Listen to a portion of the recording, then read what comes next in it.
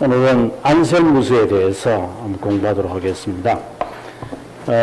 지난번에 우리가 안셀무스를 들어가기 전에 조금 쉬웠던 것 같은데, 그죠? 페이지가, 네, 안셀무스.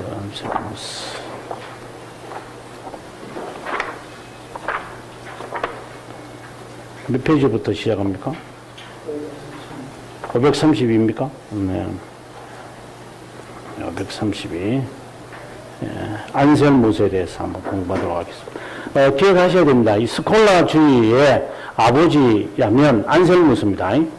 그리고 스콜라주의를 이제 시작한 사람이라고 말할 때는 보에티우스. 물론 그 사람이 뭐 보에티우스가 스콜라주의를 시작하겠다고 한 것은 아니지만, 그러나 보에티우스까지 거슬러 간다는 것이죠. 그래서 보통 우리가 스콜라주의 아버지라면 안셀무스다 이렇게 생각하셔야 됩니다. 안셀무스에 대한 이야기는 여기 보시면 제일 밑에 보면 532페이지 제일 밑에 1060년 노르망디에 있는 백수도원의 랑프랑에게 매료가 되어 사제가 되었다 이렇게 되어 있습니다. 그리고 성경과 교부들의 속에 자신을 잠기게 하면서 그는 신학에 크게 놀랐고 그것에서 일어나는 지성적 문제들에 크게 놀랐다 이렇게 되어 있습니다. 그리고 3년 후에 이제 랑프랑이 영국으로 옮겨가는 바람에 안셀무스도 영국으로 갔다.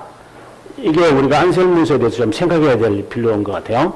먼저 이 사람은 프랑스 출신이지만 이제 그의 스승이었던 랑프랑이 옮겨지는 바람에 그가 영국으로 갔다라고 하는 겁니다. 그래서 영국으로 가서 랑프랑이 죽고 난 다음, 그 다음 패러그래프 보시면 죽고 난 다음에 그를 이어서 캔터베리의 대주교가 되었다. 이렇게 이제 보는 겁니다. 그러고 난 다음에 이제 왕들과 이제 좀 은차는 관계가 있는데, 윌리엄 2세라고 되어 있고, 그 다음에는 헨리 2세라고 되어 있는데요. 우리가 그 영국 왕의 족보를 우리가 봤을 때에 그 기억해야 될 이름이 바로 윌리엄 1세입니다. 윌리엄 1세는 1066년, 노르망디에서부터 이제 영국의 공격을 해서 헤스팅 전투 또는 뭐 하스팅 전투 뭐 이런 다양한 말을 하지만 아무튼 영어로는 이렇게 됩니다. 헤스팅 또는 하스팅 이 전투에서 이김으로 이제 프랑스 사람들이 영국을 점령하게 됩니다. 이러면서 이제 영국의 역사는 프랑스의 노르망디, 그래서 이제 노르만족이라고 하는 말이 이제 등장을 하는 겁니다.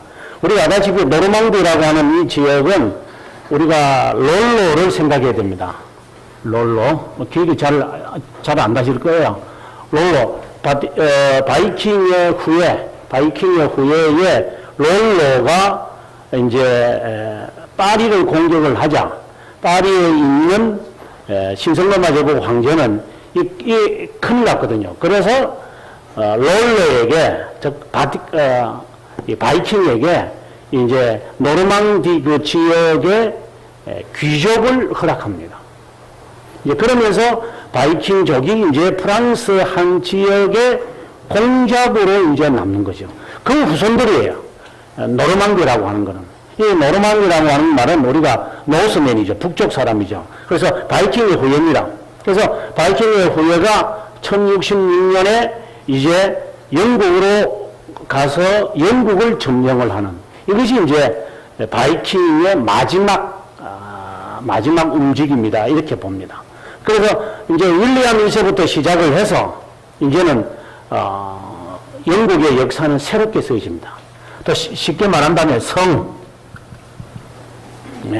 그전에는 영국 사람들은 그 나무로 지은 집밖에 없어요. 그리고 초가집, 그러나 이 사람이 등장을 해서 지금의 우리가 알고 있는 그 런던 타워 그 성을 이 사람이 짓습니다. 그게 최초로 지어진 성이에요. 그러니까 그전에는 영국 사람들은 굉장히 문화적으로 굉장히 떨어져 있습니다. 우리가 아다시피 영국에 음악이 있습니까? 셰익스피어 이후에 뭐 영국에 문학이 있는 거지 그전에 문학이라는 게 없잖아요. 영국은 굉장히 문화적으로 예술적으로 이렇게 굉장히 떨어져 있는 사람들이었고 제가 지난번에 잠깐 말씀드렸지만 백년 전쟁을 할 때 지금 한 300년 후에 보면은 백년 전쟁을 하게 될 때 독일 사람이나 프랑스 사람들은 이 투구나 이 헤더 같은 이런 것이 굉장히 갑옷들이 아름다워요.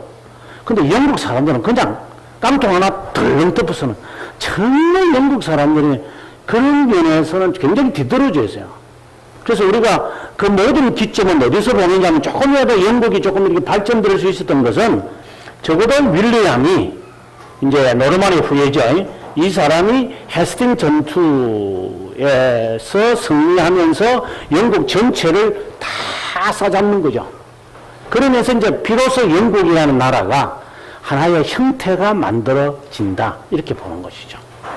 그 다음에 더 나아가서 윌리엄 2세가 지금 이 사람의 아들 윌리엄 2세입니다. 우리가 지금 이 사람을 보려고 하는 겁니까?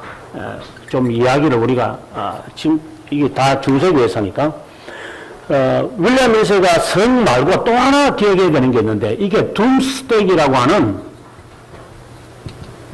이게 그 세금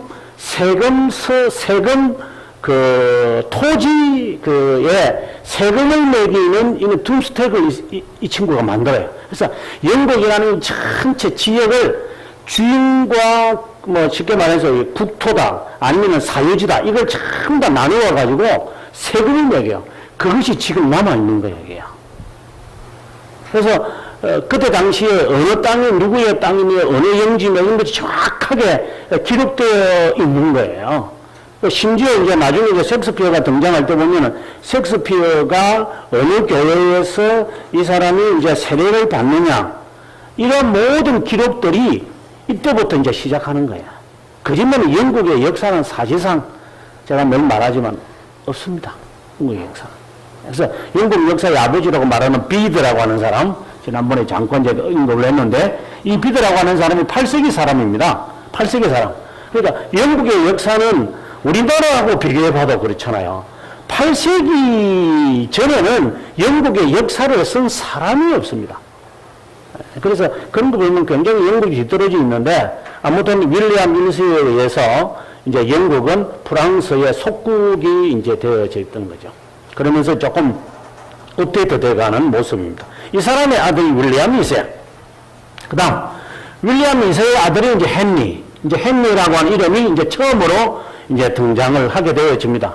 그래서 윌리엄 1세 시기에는 방금 이야기했던 랑프랑이라고 하는 이 사람이 이제 활동을 한 대학자였고 이제 윌리엄 2세와 헨리 1세 시기에 활동하게 되어지는 사람이 안셀무스다 이렇게 이제 보게 되면 아마 이해가 좀 쉬운지 모르겠습니다. 이제 이 시기는 우리가 아다시피 이게 이 연도가 나중에 나옵니다만은 이 시기는 1차 십자군 운동의 시기다. 이렇게 보시면 돼요.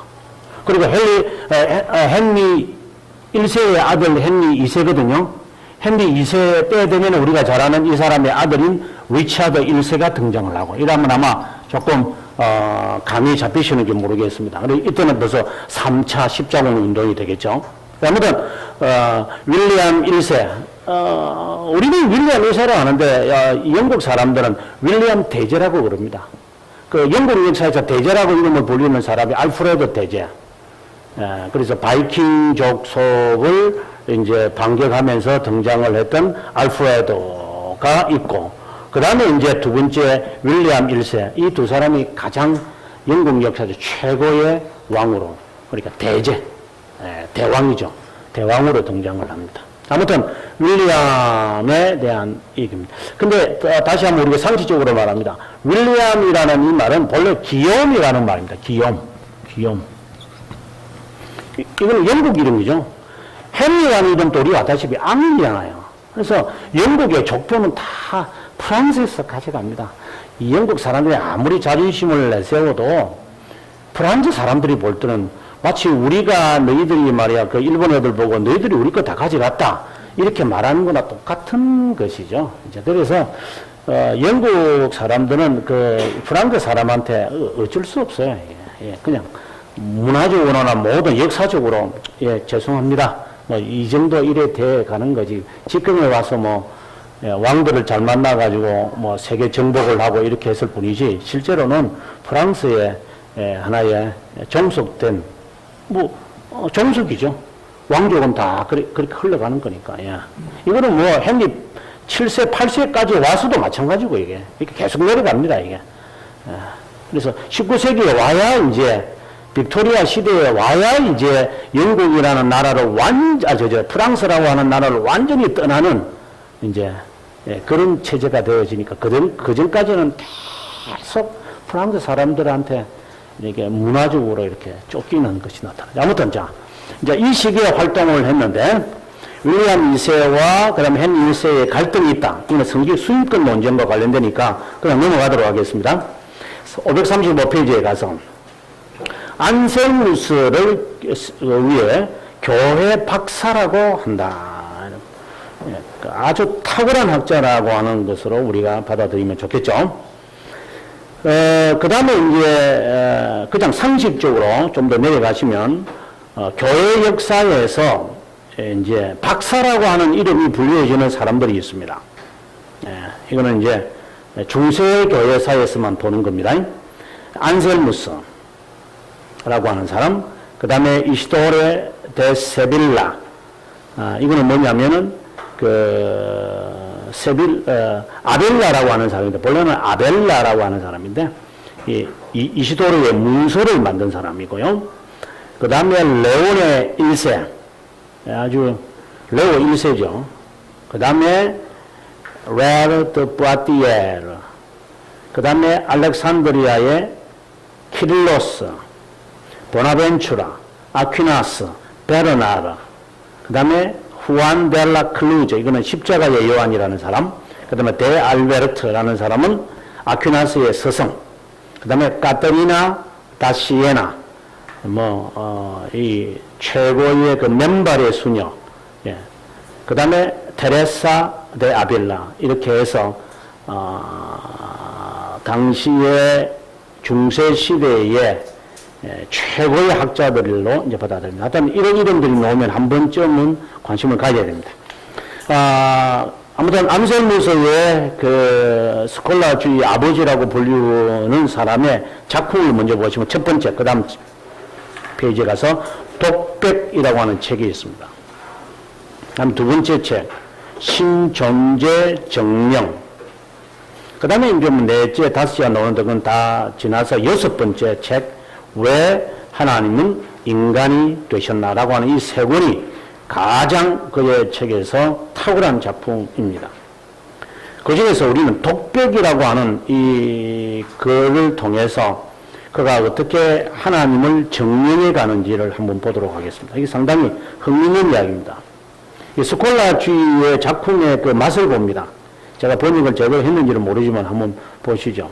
모든 존재들보다 가장 선한 존재, 가장 위대하다는 존재, 높은 존재가 있습니다. 불신앙을 가졌거나 무지한 사람이 모든 존재들보다 가장 높은 한 본질이라는 존재를 알지 못하면 그 존재의 전능한 선함, 모든 존재의 사실 그 자체를 또 존재들이 선하다는 사실을 통해 영원한 축복을 베풀고 모든 존재들에게 영향을 끼치는 그러한 자연이라는 존재를 알지 못하면 우리가 하나님과 그분의 피조물에 관련되어 있는 다른 대상물을 알지 못한다면 그 사람의 정신적 능력들이 이성의 능력으로만 정상일지라도 스스로 이러한 진리들 결코 확신할 수 없을 것임을 그는 믿고 있다. 한마디로 말하면 이런 것이죠. 가장 높은 존재, 지극의 존재를 알지 못하는 것은 그 사람은 진리를 모르는 것이다. 이런 것으로 이제 이야기를 시작을 하는 것입니다. 그 다음, 비록 그가 이것을 여러 방법으로 믿지만 나는 그런 사람을 위해 가장 쉬운 방법을 택할 것이다. 선하다고 여겨지는 것들만을 사람들이 즐기고 싶어 하기 때문에 이런 사람은 이런 것들이 선하다는 이유를 점검하려고 마음을 써야만 할 것이다. 이성이 이런 사고를 하도록 인도하고 이끌기 때문에 그는 이성적으로 이성 없이 알지 못하는 진리들을 나아간다. 만일 내가 보다 위대한 권위가 제시하지도 못하는 주장을 사용한다면 나는 이런 방법을 받아들일 수 없을 것이다. 내가 적당한 방법을 채택한다는 전제 아래 결론에 이를 것이지만 꼭 필요한 것은 아니다. 다시 말해서 이성의 방법으로 그 진리를 알도록 내가 한번 전개해 내려 가보겠다. 혼자 이제 생각을 이제 하는 거죠. 예, 이제 읽어보시면 그냥 맛이라도 보시면 좋은데 나중에 한번 보시기를 바라고요. 그 다음에 신존재 증명을 그가 어떻게 하는지 이제 이성의 방법을 통해서 하나님을 깨닫게 하는 방법이 있습니다. 여기서 우리가 기억해야 되는 것은 539페이지에 보면 하나님을 증명하는 방법이 몇 가지가 있습니다. 첫 번째는 존재론적 방법, 두 번째는 도덕론적 방법, 세 번째는 우주론적 방법. 이게 이제 되게 하나님을 증명하는 방법이죠. 존재론적, 도덕론적, 그 다음에 우주론적. 이 세 방법을 가지고 사람들은 이제 논리를 가져가지고, 이건 무슨 과학적으로 증명하는 게 아니라 스콜라주의자들이 채택했던 이제 이성의 방법으로 하나님을 증명하겠다라는 거예요. 이게 이제 세 가지 방법이 있다는 거죠. 근데 여기서 존재론적 방법이라는 것은 뭐냐면, 직관과 이성으로 우리가 논리적으로 생각을 해서, 하나님이 계신다. 자, 이렇게 이제 존재론적 방법으로 철학과 이성과 관념을 통해서 답을 내리는 방법을 우리는 존재론적 방법이라고 한다. 이렇게 보는 거죠. 이게 이제 스콜라주의의 시작이죠. 이제 이 방법을 택했던 것이 존재론적 방법이 바로 스콜라주의의 시작이다. 그러면 어떻게 이제 그가 증명하느냐를 보면 539페이지 보시면 상당히 흥미있는데, 하나님은 가장 위대한 분이라고 생각하는 분보다 더 위대한 분입니다. 제가 지난번에 한번 말씀드렸는데, 하나님이라는 단어가 하나님이 존재하지 않는다고 생각할 수 있는 의미를 지니고 있지 않다. 시편 기자는 시편 14편 1절에서 어리석은 자는 마음에 이르기를 하나님이 계시지 않다고 말한다. 하지만 어리석은 자라도 하나님이 가장 위대한 분이라고 생각하는 분보다 더 위대한 분임을 생각할 수 있다. 여기에서 안셀무스가 말하고 싶은 것은 마음속에 있는 존재와 마음 밖에 있는 존재의 차이점이었습니다. 이것을 이해하기 위해서 안셀무스는 그림을 그리는 화가의 예를 듭니다. 화가가 무엇을 그리려고 할 때 이미 마음에 그것을 생각하고 있습니다. 화폭에 등장하기 전에 이미 마음에 무언가를 그리고 있다는 겁니다. 이렇게 마음에 존재하는 마음 밖에 있는 존재보다 선행하고 있습니다. 마음속에 있는 존재는 마음 밖에 있는 것보다도 선행하고 있다. 왜? 겉으로 드러난 거니까. 그림을 그린 것은 이미 내 속에 있는 것이 드러난 것이기 때문에 드러난 것은 이미 내 속에 있다라고 하는 것을 전제한다 이 말인 거죠. 그래서 마음 밖에 있는 존재는 마음 안에 있는 존재와 독립적으로 존재한다는 것입니다. 화가는 자신의 마음속에 있는 것을 화폭에 담을 때 그 그림은 마음과 화폭 두 가운 안에 존재한다고 말할 수 있습니다. 어리석은 사람들은 하나님이 단지 마음속에만 존재하고 마음 밖에 존재할 수 없다고 합니다. 이러한 주장을 하는 사람도 어리석은 사람이라고 부를 수 있습니다. 가장 위대하신 분보다 더 위대하신 분이 마음속에 존재할 수 없습니다. 그 이유는 가장 위대한 분보다 더 위대한 분이 마음속에만 존재한다면 가장 위대한 분보다 더 위대한 분이라고 이룰 수 없기 때문입니다. 결과적으로 가장 위대한 분보다 더 위대한 분이 마음속에 존재한다면 가장 위대한 분보다 더 위대한 분은 가장 위대하다고 생각할 수 있는 분보다 더 위대한 분이십니다. 그런 분이 마음만 아니라 실제로 존재합니다. 이게 뭔 말인가 이게? 꼭 그 말장난하는 것 같죠? 근데 이제 이런 사고는 당시에 스콜라주의자들은 굉장히 즐겼죠. 그래서 제가 지난번에 한번 말씀드렸다시피 가장 위대하신 분이라고 하는 분을 생각을 하는 것보다도 더 위대해야 한다. 인간이 생각하는 것. 그리고 이 위대한 이 분을 사람들은 밖으로 표현해낸다는 거죠. 그래서 밖으로 표현해낸 이분과 내가 생각하고 있는 이분이 서로 다를 수도 있다 이 말이에요. 같이 연계되지만 다를 수도 있다는 거예요. 그래서 그 밖에 내가 드러낸 그 하나님은 신의 존재는 내 안에서 나갈 수도 있지만 나와 구별되어 가지고 존재할 수 있다. 그분이 진짜 위대한 분이다. 이제 이런 이야기를 하는 것이죠. 그 다음에 신존재 증명에서 그가 이제 그러한 하나님에 대한 사색을 어떻게 하느냐가 제일 밑에 보면 나옵니다. 오시오, 작은 친구야. 한동안 당신이 이래서 도망가시죠. 그리고 숨으시오. 당신의 복잡하고 혼란한 생각들에서 잠깐 휴식을 가지시기 바랍니다. 무거운 짐들을 벗어버리고 수고로운 추구들을 멀리 떨쳐버리시기 바랍니다. 당신과 잠깐의 시간을 보내시기 바랍니다. 그분 안에 안식을 누리시기 바란다. 당신의 마음의 내적 방으로 들어오십시오. 하나님 외에는 그 어떤 곳에 미련을 두지 마시고 버리시기 바랍니다. 하나님을 찾는 데 필요한 것만을 간직하십시오. 당신의 방문을 걸어 잠그고 그분을 찾으십시오. 그리고 이렇게 말씀하십시오. 오 나의 마음이여, 오 나의 모든 마음이여, 이제 나의 하나님께 말씀을 올립니다. 나의 얼굴을 당신을 찾아 헤맸습니다. 나의 얼굴을 찾아 오 주여 당신을. 당신의 빛을 멀리서부터 깊은 곳에서라도 바라볼 수 있습니다. 저에게 당신을 찾도록 가르쳐 주시고 제가 찾을 때 당신을 저에게 나타내 보여주십시오. 당신이 가르쳐 주지 않으시면 당신을 찾을 수 없습니다. 당신이 나타내 보이지 않으시면 당신을 발견할 수 없습니다. 당신을 찾기에 심히 갈망합니다. 사랑 안에서 당신을 발견하게 하옵소서. 주여 당신의 형상으로 저를 창조하셨음을 깨닫게 하셔서 진심으로 감사드립니다. 그리하여 당신을 마음에 새기게 하시고 당신을 알게 하시고 사랑하게 하옵소서. 그 형상으로 사악한 모든 것을 불태우시고 버리게 하소서. 잘못을 행하고 있는 것을 연기로 감추셔서 저를 새롭게 하여 주십시오. 주여 당신의 고지에 이르려고 노력하지 않을 겁니다. 당신을 이해하기에는 저는 너무나도 무지합니다. 하지만 당신이 나의 마음으로 믿게 하시고 사랑하게 하시는 그 진리를 이해하게 하옵소서. 당신을 믿기 위해 이해하기를 원치 않습니다. 그렇지만 이해하기 위해 저는 믿습니다. 제가 믿기 전에는 이해할 수 없다는 것을 제가 믿기 때문입니다. 저는 이 말은 정말 위대한 것이라고 저는 봅니다. 이해하기 위해서 하나님 저는 믿겠습니다 라고 하는 이 말은 단순한 안셀무스의 고백보다도 제가 볼 때는 어거스틴이 이미 이런 말을 했다고 저는 봅니다만은, 자, 이해하기 위해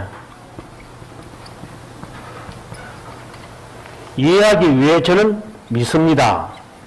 이 말이거든요. 이해하기 위해 하나님 저는 믿겠습니다 하는 이 말인데, 이 말을 여러분 저는 이 고백이 욥하고 상당히 저는 유사하다고 저는 봅니다.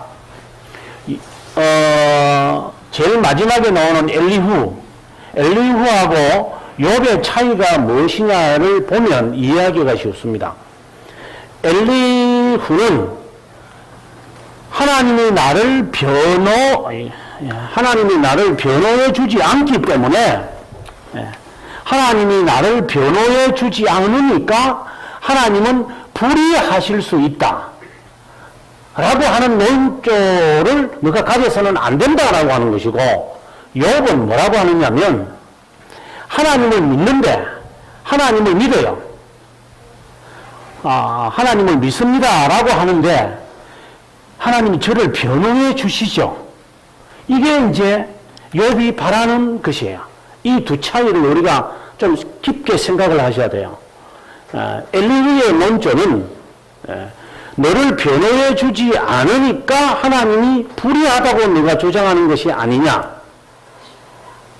잘 생각하셔야 됩니다. 근데 욥은 하나님이 어렵다는 것을 믿는데 하나님 저를 왜 변호해 주지 않으십니까? 이게 차이예요. 안셀무스의 자세는 엘리후의 자세가 아니라 욥의 자세입니다. 하나님을 믿습니다. 내가 하나님을 믿는데 하나님 저를 좀 변호해 주세요. 왜 내가 이런 어려움과 이런 그 자녀의 죽음을 내가 직면해야 하는지 하나님 저는 그 답을 찾기를 원합니다. 믿습니다. 당신에게서 모든 답이 나오는 걸 믿습니다. 이건 대단한 거죠. 당신에게서 나오니 그 답을 저에게 말씀해 주십시오라고 하는 거고, 엘리후는 변호해 주지 않으니까 하나님은 불의한 게 아니냐 이런 식으로 이야기를 하는 거예요. 그래서 안생로서의 자세는 이 욥의 자세인 것이죠. 내가 하나님을 내가 믿겠습니다. 저를 이해시켜 주십시오, 하나님. 이 이야기는 욥이 고민했던 질문이에요, 결국은.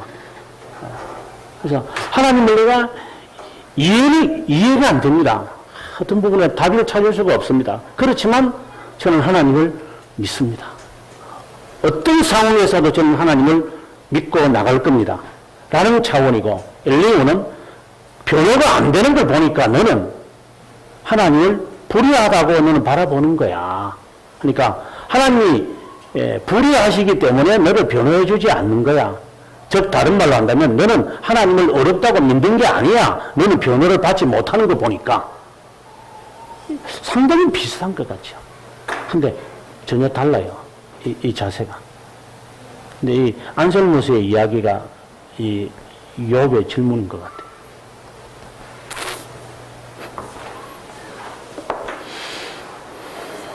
자, 아무튼 여기에 보면 여기에 다시 중간에 봅니다. 당신의 고지에 이르려고 노력하지 않을 겁니다.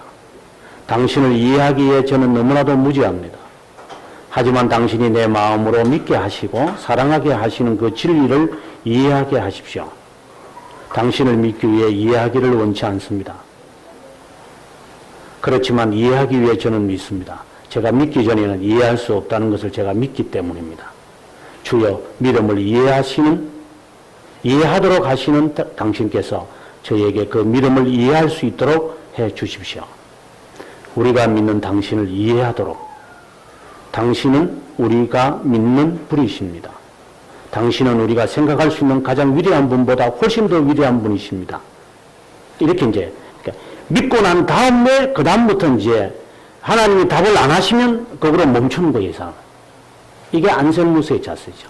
이게 이제 욥의 자세고 저는 신앙인의 자세라고 저는 확신하는 거죠. 그래서 자기의 그 논리의 체계에 이해가 안 되면 일단 내려놓고 하나님을 믿는 신앙을 먼저 대신해야만 이 신앙생활을 할 수 있는 것을 욥이 말해주는 거죠. 그 다음에 이제 543페이지 가보면 이분과는 전혀 다른 모습의 신앙을 갖고 있는 로셀 리누스와 삼위일체론에 관련된 이야기입니다. 로셀 리누스는 여기 보시면은 좀 더 내려가면 사벨리우스주의라고 제가 표현해놔서 사벨리우스주의. 그러나 좀 더 이제 내려가 보시면은 몰몬교 밑에 가 보시면 몰몬교에서 찾을 수 있다 이렇게 이야기를 제가 했습니다. 그러면 이제 넘어가겠습니다. 544페이지에 가서 로셀리누스의 이러한 그 논리 전개는 결국은 유명론이다라고 불린다. 그래서 하나님을 이해하기 위해서 어떻게 동시에 셋이 존재할 수 있단 말이냐. 그건 불가능하다. 제가 이제 이런 설명을 이제 학생들한테 삼일체를 하면 학생들이 꼬리에 꼬리를 물는 것을 저는 많이 봤어요. 꼬리에 꼬리를 계속해서 물어서 교수님 이해가 안 됩니다. 우리가 흔히 하는 말대로 이런 질문을 최근에 누가 했어요. 하나님은 인격적이라면, 그래, 그래서 내가 하나님이 인격적이라는 뜻이 뭐냐 그래서 보통 우리가 인격적이다 그러잖아요. 그 인격적인 뜻이 뭐냐고. 인격적인잖아요. 그 인격이 뭐냐고 물어보면 모른대. 모르면서 인격적이라는 단어를 해요. 그래서 어쨌든 좋다. 그래, 인격적이다. 정정했자. 내가 말하는 인격의 정리와 내가 말하는 인격의 정리가 전혀 다른 것 같은데. 예, 좋습니다. 자, 인격이면 하나님과 우리가 교제하지 않습니까? 그래, 교제한다.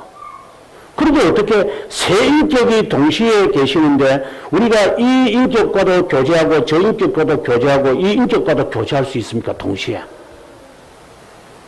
그래서 나도 모르겠다고 그랬어요. 교수님 머리가 지금 아파요. 막 그래서.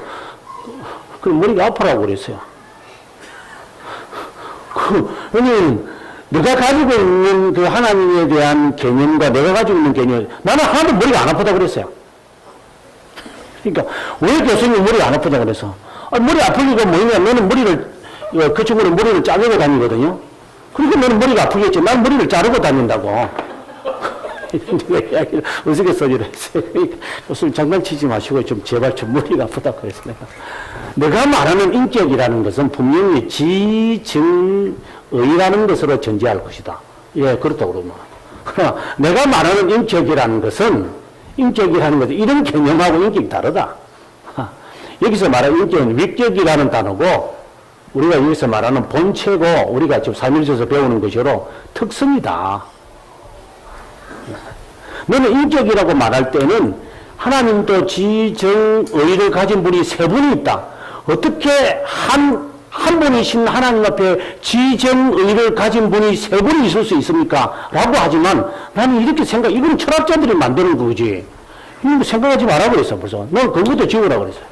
아무 개념이 없다고, 이거. 지정의하고 인격. 이 철학자들이 만들어낸 거야. 그러면, 지금 신앙의 선배들이 인격이라고 하는 단어와 위격이라는 단어 똑같은 단어인데 이런 단어를 쓰게 될 때는 본체라고 하는 의미로 받아들이고 특성이라는 의미로 받아들여야만 된다고. 그래서 이 특성이 세 특성이 계시는 것이고 우리에게는 인간에게는 하나의 특성이 있는 것이라고 이렇게 이해해서 접근해 가야지 철학적 접근에서 와서 답을 내리려고 하니까 머리가 복잡할 수밖에 없지 않느냐 그랬죠. 그래서 이 단어에 대한 개념이 벌써 다른 것 같아요. 인격이라는 것을 이런 개념을 지우라 그랬어요. 이런 개념이 아니다. 예. 위격이라는 개념으로 새롭게 설정을 해라. 하나님을 인격이라고 말할 때에. 그래서 지금 로셀리누스는 지금 이제 철학적인 바탕을 가지고 하나님의 삼위일체를 설명을 하고 안셀무스는 이제 전혀 다른 개념으로 이제 받아들이는 것이죠. 이제 그러니까 이게 이제 논쟁이 될 수밖에 없는 것이죠. 안셀무스는 삼일체가 존재한다고 하고 이야기를 하고 로셀리누스는 존재하다고 생각 안 하고 시작하는 거죠. 이 벌써 이 출발점이 벌써 다르기 때문에 다르게 나타나는 것이었습니다. 그 다음에 545페이지에 가서 이제 그의 유명한 작품인 왜 하나님은 인간이 되셨는가 하는 이것을 한마디로 말하면 속죄론을 말합니다. 저 밑에 줄에 보면 존 스튜어트 얼마 전에 돌아가셨는데 존 스튜어트가 쓴 그리스도의 십자가라고 하는 이 책은 안셀무스의 속죄론을 정말 자세하게 설명하고 있다고 저는 봅니다. 속죄에 관해서 설명하는 부분에 이제 자세하게 이제 나와 있는 종류가 있습니다. 여러분께서 속죄론을 이제, 이거는 대단히 중요한 내용이죠. 제가 이 뒤에 있으니까 561페이지 한번 볼까요? 561페이지에 보면은 속죄론을 제가 종류별로 설명을 하고 있습니다. 도덕론, 그죠? 그 다음에 두 번째에 가서 속전론, 그 다음에 넘어가서 통치론, 그 다음에 형벌대성론. 이게 현대 교회 역사에서 속죄에 관한 이야기로 나온 답입니다. 도덕론이라고 하는 것이 무엇이냐면 저 밑에 보시면 소신에 앉아서 소진의주의자들이 했던 그 방법, 그러니까 예수님이 우리들의 모분자가 되기 위해서 십자가상에서 죽으셨다 이렇게 말하는 거야. 그래서 우리는 그분을 닮도록 하기 위함이다. 이것이 이제 도덕론의 핵심이에요. 이건 이제 자유주의자들이 이제 하는 말들이죠. 그래서 예수님을 닮는 데 관심이 많을 거예요. 그 다음에 두 번째, 속전론이라고 하는 것은,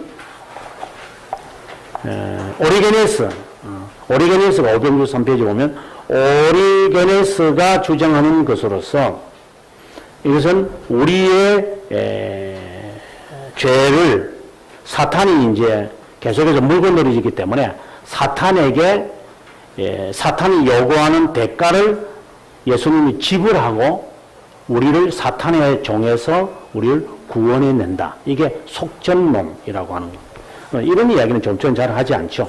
그 다음 넘어가서 통치론. 이 흐르티우스, 후르트라고 하는 사람이죠. 후르트. 이 사람은 아르미니우스주의자입니다. 요건 연도를 보시면 1583년에서 1645년이니까 제임스 1세 시기에 이제 살았던 사람으로서 이 사람은 아르미니우스주의자 가운데 최고의 학자였습니다. 이 사람은 국제법을 만든 사람입니다. 근데 이 사람이 통치론을 이야기를 하는 것입니다. 예수님이 왜 그러면 우리의 죄를 위해서 인간이 되셔야만 했느냐 하는 그 이야기를 이 사람이 하게 되어질 때에 이 사람은 하나님의 법을 하나님께서 폐지하거나 없이 하실 수 없다. 그래서 하나님 스스로가 하나님의 법에 하나님이 얽매여져 있는 거예요, 이게. 그러니까 그 법을 해결해야 되니까 그분이 스스로가 인간이 되셔서 우리에게 오셨다. 이제 이런 이야기를 하는 거예요. 상당히 설득력이 있는 이야기입니다. 그 다음에 이제 마지막으로 형벌 대속론. 이건 벌을 대신해서 받았다라고 하는 것입니다. 자, 우리는 여기서 칼빈의 입장은 무엇이냐? 형벌 대속론입니다. 그래서 우리가 지금 죄에 대한 이야기를 하게 될 때 여러분 꼭 정리하셔야 된다고 저는 봐요. 네. 예수님이 왜 인간이 되셨습니까? 그러면 안설무술 하는 이야기, 만족설이거든요. 만족설이거든요. 안설무술 하는 이야기니까. 자, 일반적으로 하고 있는 많은 분들의 이야기입니다. 만족설. 하나님의 공의. 하나님의 공의. 지금 후르티우스나 후르트가 하는 이야기처럼 하나님의 법이 해결되어져야 한다. 하나님께서 죄를 지은 자들은 반드시 죄의 대가를 받아야만 한다. 그것에 대해서 하나님 스스로가 이 법을 해결하셔야 된다. 이것을 우리는 가장 많이 따라요. 실제로. 좀 이것이 뭐 잘못됐다고 말하는 게 아니라 이런 방법을 거의 따라요. 근데 이제 이것에 대해서 칼빈은 조금 다르게 설명하고 있다는 것을 말해주고 싶은 겁니다. 그래서 여기서 칼빈이 지금 말하는 것은 형벌 대속론이라고 하는 이 말.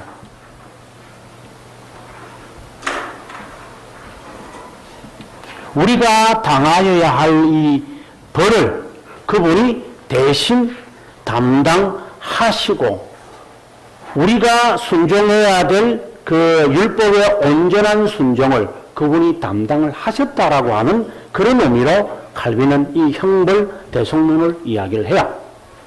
근데 이제 이것은 대부분의 종교개혁자들이 다 채택하는 거예요. 그래서 안셀무스가 말하는 만족설을 많은 분들이 택할 것 같아라고 말하지만 그렇지 않아요. 종교개혁자들은 이걸 더 택해요.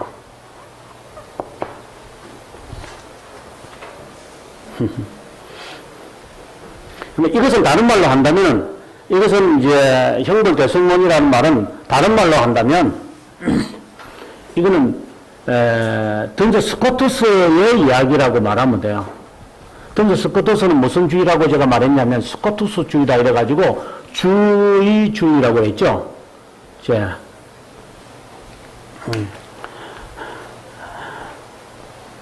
주의주의라는 것은 하나님께서 인간이 되시는 그 심오한 그 뜻을 우리가 어떻게 알 수 있으랴. 단순히 이렇게 만족설이라든가 뭐 도덕론이라든가 속전론이라든가 이렇게 단순히 말할 수 있을까? 이제 이 이야기가 사실상 스코투스의 이야기인 건데 이 이야기의 입장을 칼빈이 따라요, 이게. 그래서 좀 더 아주 극단적으로 표현을 하는 거죠. 예수님께서 죄를 용서하시기 위해서 과연 죽으셨는가? 제가 아주 극단적으로 표현하는 겁니다. 그럼 예수님이 그럼 죽음이 없이는 그럼 죄 용서는 없는가? 죄 용서라는 것은 하나님이 하시는 거잖아요. 그렇잖아요? 그러면 예를 들어서 모세 전에 그러니까 제사법이 있기 전에 아브라함과 이삭과 이런 족장시대는 죄 용서 어떻게 받았나 이 말이에요. 그래서 죄 용서는 하나님이 하시는 권한이라는 거예요. 주의주의. 하나님이 하시는 것이고, 그 다음에 그것에 대한 대가를 누군가는 지불해야 한다는 말이에요. 그 지불하기 위해서 예수 그리스도가 인간이 되셔서 그 대가를 지불하신 것이다. 이렇게 이제 이야기하는 거예요. 이게 이제 종교개혁자, 루터도 그렇고, 저빙글리도 그렇고, 개혁파 신학자들이 다 이 부분을 따라가는 것이죠. 근데 보통 우리 설교를 들으면 그렇게 안 하거든요. 거의 대부분은 이제 이 설교를 해요. 이제 만족설. 하나님의 공의가 만족돼요. 말이다. 상당히 흥미있는 이야기예요. 이게 나는 비성경적이다, 성경적이다, 이 말을 하고 싶은 게 아니라, 저는 이거 다 성경적이라고 말하는데, 좀 더 정확하게 표현을 했을 때는, 이것이지 않을까, 하는 생각을 해요. 이것보다는. 아무튼, 나중에, 속죄론에 관해서는 한번 깊게 고민해 봐야만 합니다. 자, 우리 앞으로 돌아가서, 왜 하나님이 인간이 되셨는가. 그분이 이것을 어떻게 이제 설명하느냐 하면 아주 정말 대단하게 설명하는 것 같아요. 보소라고 하는 사람과 보소, 우리말로 말하면 재밌는 것 같아요. 보소라는 사람과 안설무스하고 아예 대화입니다. 대화. 보소라는 사람은 수도사며 친구로서 질문을 하고, 그들은 서로 이성이 이미 신앙으로 받아들이는 것에 대해 요구하지 않는다는 것에 대해 동의하고, 이성이 자신들의 신앙을 합리적으로 설명하여 신자들에게 만족감을 줄 수 있다고 여기고, 기독교인이 아닌 사람들과 논쟁을 할 때 혼동되는 부분들을 이해시키려고 합니다. 그래서 질문을 하죠.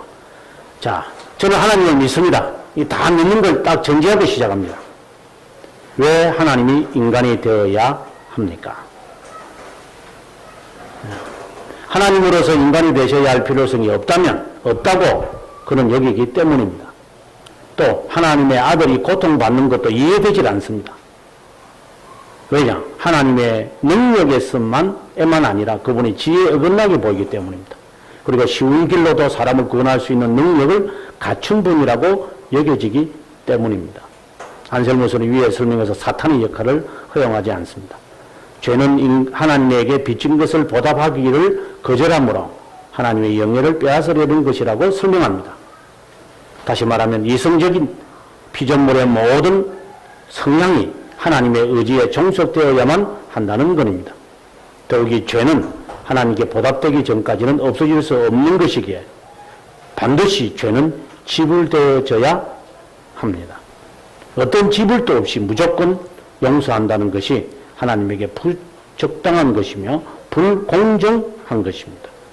하나님이 공의롭지 못할 수 있고 하나님이 하나님이시기 못할 경우도 있기 때문이다. 이제 이렇게 하면서 이제 만족설의 이야기가 전개되기 시작하는 거예요. 그래서 보수는 계속해서 이것에 대해 질문을 하고 그것에 대해서 이제 합리적으로 답변을 내려가면서 결국은 이 이야기를 하나님의 공의가 만족되어져야 한다. 이런 식으로 나가는 것이죠. 여러분 어떻게 들었어요? 교회에서 여기 목사님들은 어떻게 속죄론에 대해서 설명을 하세요? 박 목사님은 속죄론에 대해서 이 가운데서 어떤 것인 것 같아요?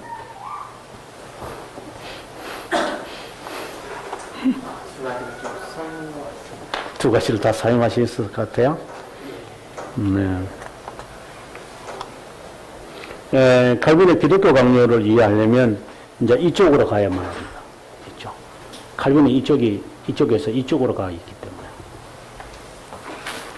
그래서 죄를 만약에 죄를 우리가 범했다, 죄를 하나님이 대속하신다 이렇게 말하는 것이 예수님의 죽으심과 예수님의 그 십자가의 고난을 당하신 것에 계속 초점을 맞추면, 그것에 초점을 맞추면 좀 죄송하지만 이쪽으로 치우치게 돼 있어요.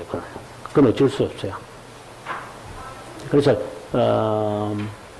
지금 우리가 구약 성경에서 지금 보다시피 앞으로 예수 그리스도가 오실 것을 바라보면서 그들이 다 이제 신앙을 갖고 살아가는 것을 우리가 늘 이야기하고 있기 때문에 이런 쪽으로 우리가 이야기할 수 있어요. 그러나 칼빈은 이제 그런 쪽보다는 이제 죄 용서를 위한 그리스도의 그 죽으심, 죄 용서 뭐 이런 측면도 없지는 않지만 그것보다는 더 중요한 것은 벌을 이야기해요. 벌, 처벌. 이것을 대신 그분이 순종을 통해서 다 담당하셨다라고 하는 거예요. 죄 용서는 그래서 그분이 하시는 것으로 받아들이고 벌에 대해서 책임지는 것이죠. 그래서 이제 루트도 이 말을 하잖아요. 그리스도의 순종이 우리의 순종으로 여겨진다. 그래서 칭이라고 하는 말이 그리스도의 의를 우리의 의로 여기신다는 것처럼 그리스도가 순종하신 것이 우리의 순종으로 여겨진다. 그래서 대속이라는 말 안에 항상 따라가는 것이 뭐냐면 순종이라는 단어가 따라 들어가요. 대속이라는 말 안에. 그것은 이 칼빈을 비롯한 거의 대부분의 종교개혁자들이 그것에 초점이 맞춰져 있기 때문인 거죠. 조금 다르죠. 관점이. 죄 용서에 대한 이렇게 굉장한 것에 이렇게 딱 초점이 딱 있으면 여기에 딱 가 있는 거고 형벌에 좀 더 관심을 좀 더 갖게 되면 이쪽으로 가게 돼요. 좀 둘러 조금 나눠져요. 그래서 이걸 생각을 하면은 자연스럽게 순종이라고 하는 것이 자연스럽게 연결되겠죠. 근데 여기서 계속 공의로만 계속 이야기해버리면 그분이 다 용서하셨는데, 그러니까 삶에 대해서, 실천에 대해서, 이 부분에 대해서 굉장히 약하게 되어지는 거예요, 이게요. 그래서 지금 한국교회는 어느 쪽으로 치우쳐졌느냐? 칼빈주의자라고 하면서도 이쪽으로 치우쳐져 있는 거죠, 이게. 그래서 그리스도의 순종이 나의 순종으로 여겨졌다는 것에 초점이 맞춰져 있는 것이 좀 더 중요하다고 저는 보는 거죠. 그리스도의 의가 나의 의로 여겨졌다는 것과 함께 그리스도의 순종이 우리의 순종으로 여겨졌다는 것으로 동시에 받아들여야 되지 않나 이런 생각을 가지고 아무튼 속죄론을 설명을 하면서 좀 너무 사변적인 설명들을 많이 하는 것을 보고 있어서 좀 안타까운 부분이 있습니다. 저는. 자, 그 다음에 이제 앞으로 아직 그걸 지나서 아벨라에 관한 이야기 한번 해보겠습니다. 지난번에 아벨라 조금 이야기했습니다만 이 사람도 프랑스 사람이고요. 아벨라는 보면 좀 미남으로 생긴 것 같아요. 그죠? 이걸로 보면 모르겠어. 남성이 보는 미남과 여성이 보는 미남은 좀 다르니까. 저 차원이 다른 것 같아요. 그 한국의 뭐 미남과 외국의 미남이 또 다른 것처럼 어쨌든 뭐 보지도 않았을 텐데 이렇게 잘 그려놓은 것 같아요. 아벨라에 대해서 우리가 기억해야 될 여러 이야기들이 있는데 아벨라의 생애 부분에서 아주 간략하게 제가 그냥 해놓은 거 보면 탁월한 강의자며 변론자며 철학자. 그의 삶은 순탄한 삶은 아니었다. 아벨라는 개인 신상의 문제를 비롯한 여러 소문들로 인해 늘 힘든 삶을 살았다. 아벨라는 브리타니 낭뜨의 동부의 빨렛이라는 작은 마을에서 태어났고 그래서 그의 본래 이름은 피에르 드 빨렛이라는 사람이었다. 파리 대학을 다니면서 로셀리누스, 앞서 유명론이죠. 논리학을 배운다. 그리고 그 대학에서 변정학 쌍뽀, 기욤 드 쌍뽀인데, 나중에 뒤에 나옵니다. 그 쌍뽀의 강의를 들으면서, 그는 이제 유명론으로 이제 그는 치우치게 됩니다. 그럼 이제 넘어가서 이제, 이 강의 하다가 이제 문제가 되는 거죠. 549페이지인가요? 그 보면, 그 학생 가운데 한 명하고 이게 또 이제 관계를 맺어버린 거죠. 근데 교수하고 학생하고 살아가는 게 뭐 문제가 되겠어요? 근데 그게 문제가 아니라 이 사람의 신분이 참사원입니다. 참사원이라면은 교역자예요, 교역자. 네, 교역자가 학생을 이제 자기 이제 사랑하는 사람으로 해서는 안 돼요. 왜냐하면 독신제도이기 때문에. 독신제도인데 어떻게 제자를 사랑할 수 있어요? 근데 이 여자애는 10대예요. 이 사람은 20대고. 그 10대 애들 뭘 알겠어요? 내가 보니까 10대 애들 뭘 알지도 못할 것 같아요. 제가 알고 있는 저기 분당의 그 큰 교회 어느 목사인데, 이 친구는 대학부 전도사로 있으면서 대학부 여부회장을 이렇게 해가지고, 오늘날 그러더구먼. 그 사모님 나중에 말하더구먼.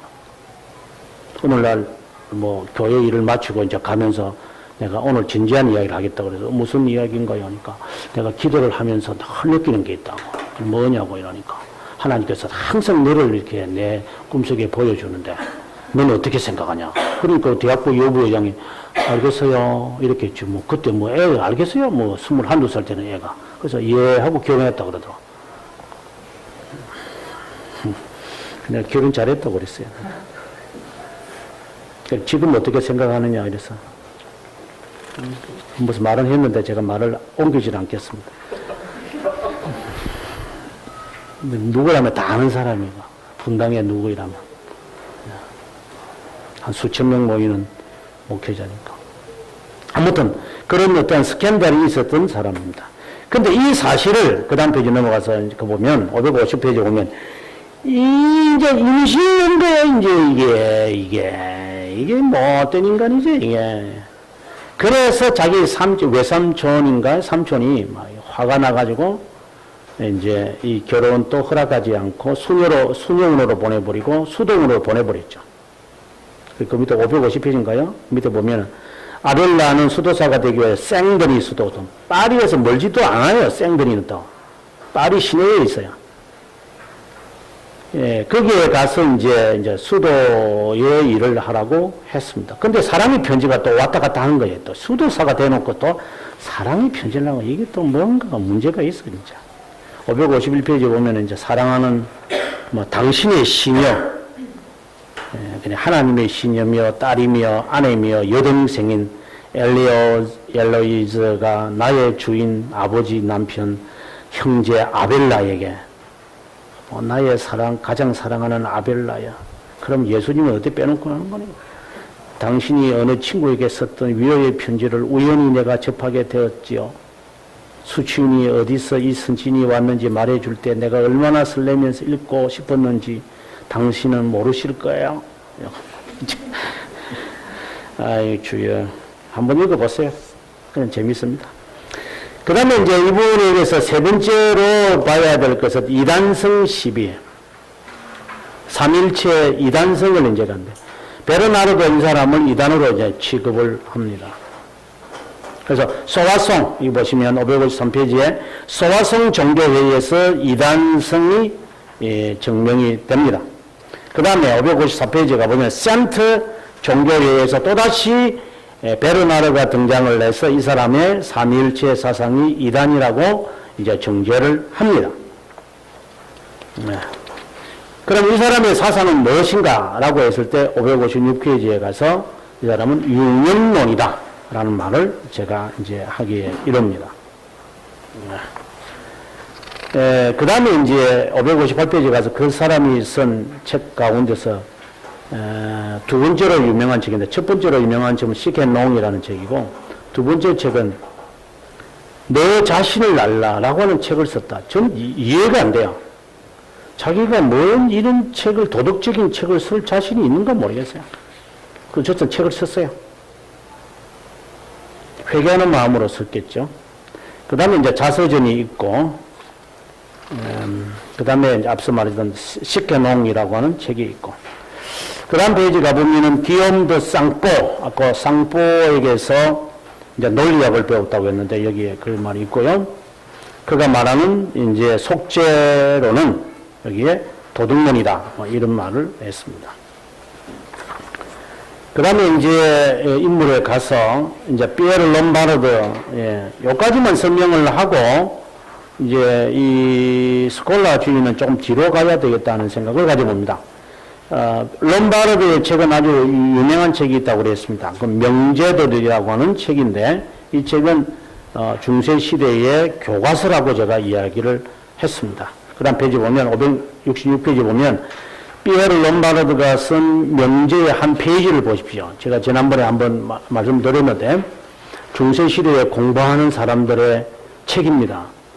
예, 그 옆에 얼마나 많은 노트들을 써놨습니까?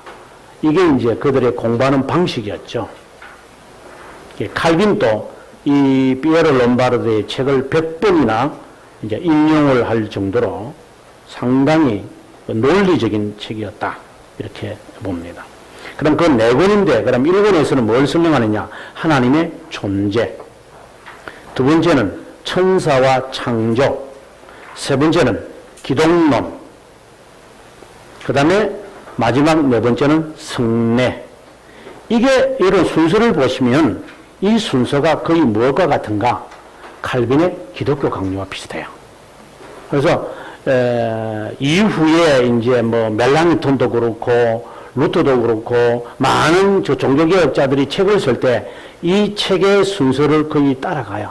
먼저 하나님, 그 다음에 창조, 그 다음에 구원론, 그리고 그리스도론, 그 다음에 성례.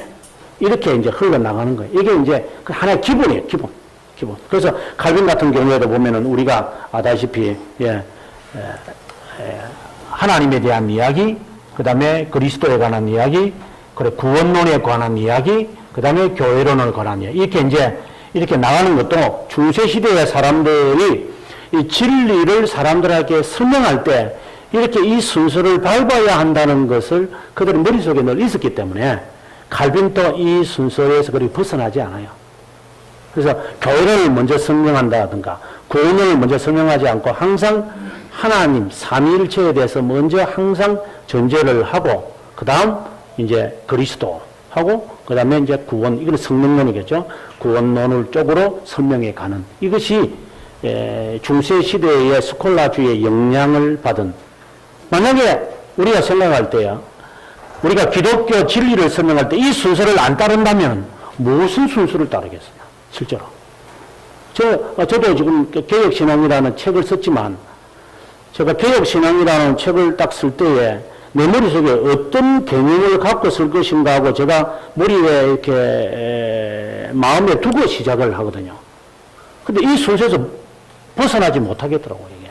가장 완벽한 순서가 아닌가, 이게. 하나님.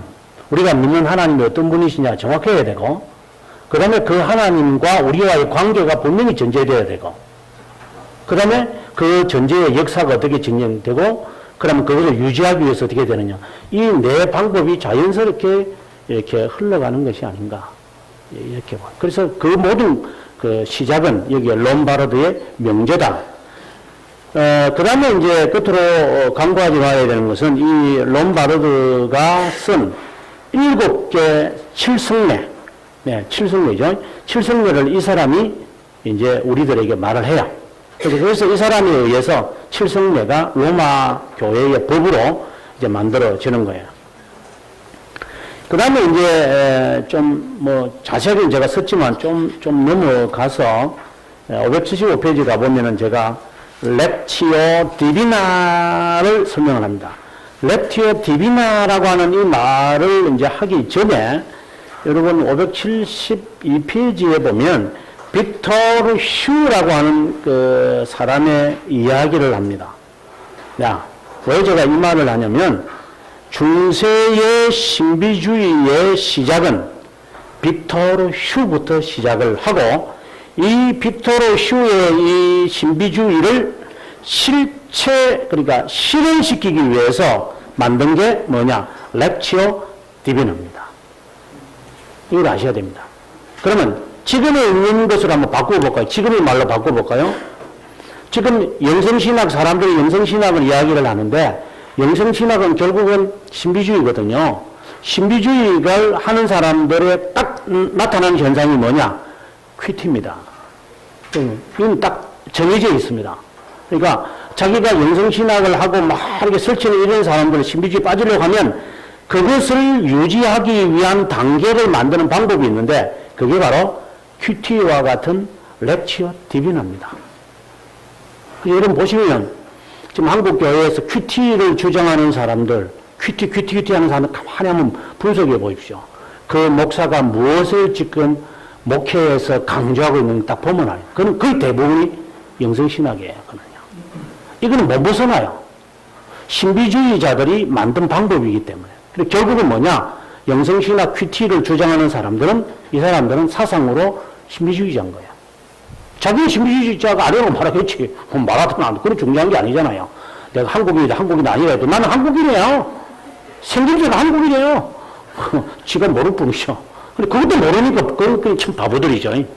내가 신비주의인지도 몰라요. 큐티 하는 사람들이.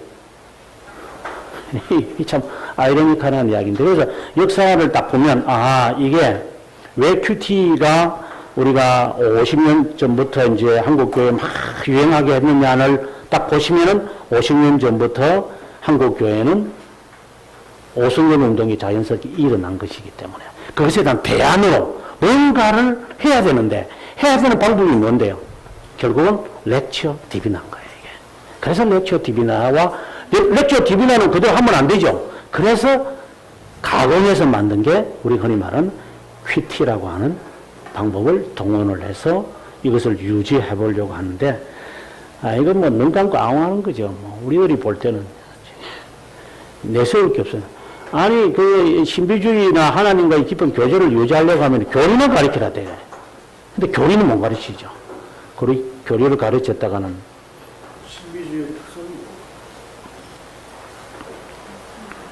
신비주의 특성이라기보다 신비주의가 뭐냐고 물어봐야 되지 않겠어요?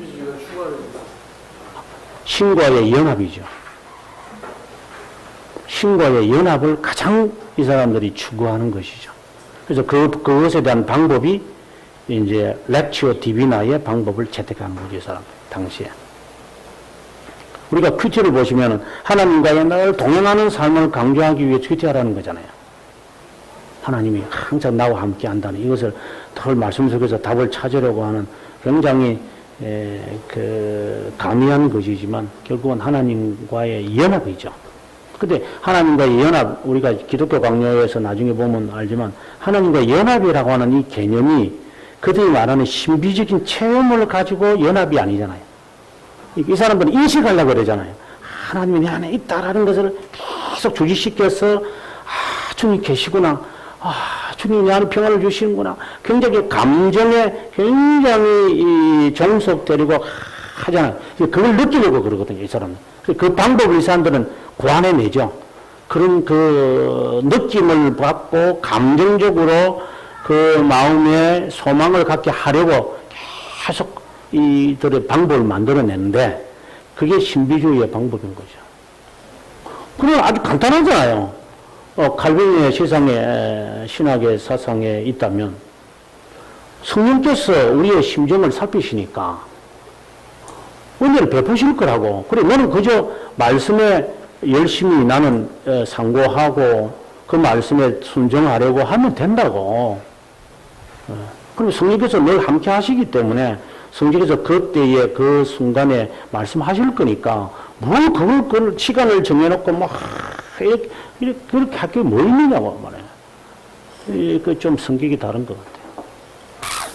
야, 아무튼 그래서 여기까지 했다고 생각이 들고요. 이제 휴하고 난 읽어보시면 제 하는 말을 이해하실 거예요. 신비주의에 대한 이야기를 제가 또 자세하게 이야기하고 있어요. 그리고 다음 시간에는 제가 다음 시간에 13세기로 넘어가야 되겠습니다. 12세기에 너무 머물려는 것도 13세기 잠깐 이야기하면서 아마 다음 시간에 이걸 다 끝내야 되지 않겠나 하는 생각을 해봅니다.